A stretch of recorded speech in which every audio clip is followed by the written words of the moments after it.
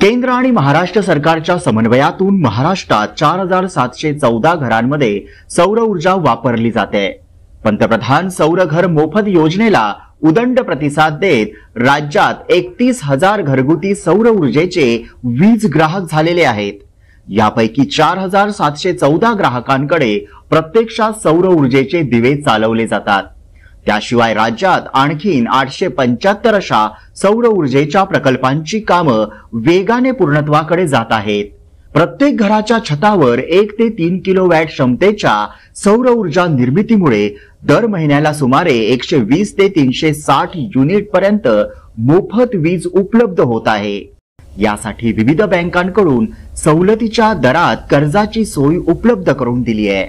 अशा सौर ऊर्जा प्रकल्पातून 25 वर्ष मोफत वीज मिळणार आहे। पंतप्रधान सौर ऊर्जा योजनेच्या माध्यमातून गाव खेड्यातील घरं उजळून निघाली आहेत।